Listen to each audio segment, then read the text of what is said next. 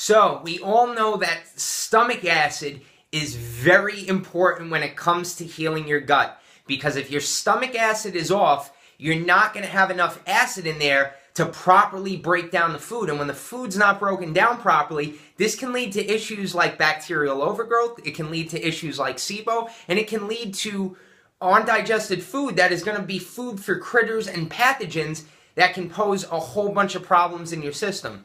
So we know that stomach acid is important, but the next best question is, how do I know if I have a problem with low stomach acid? Now, there's probably ways that you can go get this tested, but I wanted to give you some simple methods that you can do at home to really figure out if you do have an issue with low stomach acid.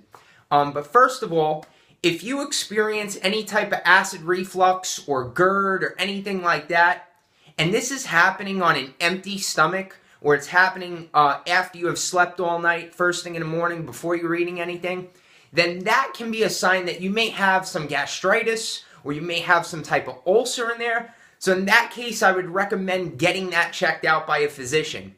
However, if you feel that you eat food and you get some acid reflux, maybe you have some discomfort, maybe you have some gas and bloating right after you're eating or as you're eating, maybe for some of you, you may feel like there is a rock that is sitting in your stomach after you eat food. Those are all signs that you can have low stomach acid. So how do you actually check this?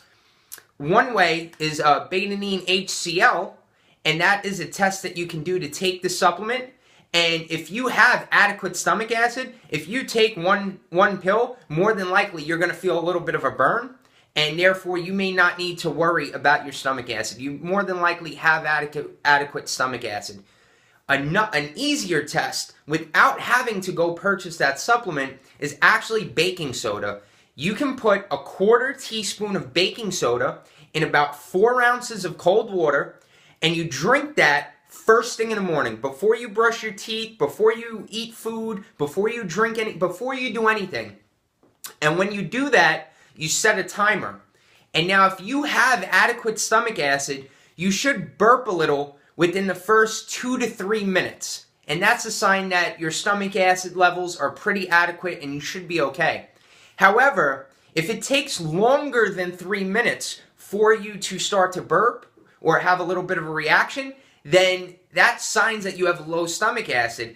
And if the timer gets all the way up to 5 minutes and nothing happens at all, you don't burp, you don't feel anything at all, that is a sure sign that your stomach acid is probably very, very low. Because the baking soda should react with the stomach acid in the body, and you should feel some type of burp or some type of reaction. If you don't feel anything after 5 minutes, you definitely have low stomach acid. In that case, then I would highly recommend that you use something like betadine HCl. But, however, keep in mind that that is just a Band-Aid. That's not really a long-term solution. We really got to focus on getting the whole digestive system balanced and in order. But in the meantime, that may be something that's very beneficial to you.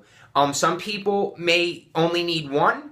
Some people may need 5 to even 6 pills in order to have enough stomach acid. That's something you're sort of going to have to test and tweak over time and sort of get in tune with your body.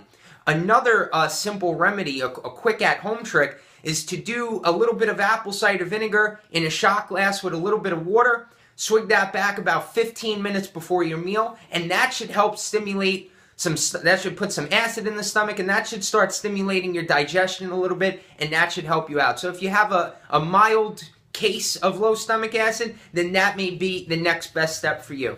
But keep in mind that these strategies, none of these at-home tests are 100% accurate, but they will definitely give you a very good idea as to what is going on inside the body without you really having to go pay for very expensive tests. So I hope this helps you out. I'm Nick Vidal. If you found this helpful, leave a comment below, hit that share button, and get this out to somebody that can benefit or value from this. I'm Nick, and I'll see you on the very next video.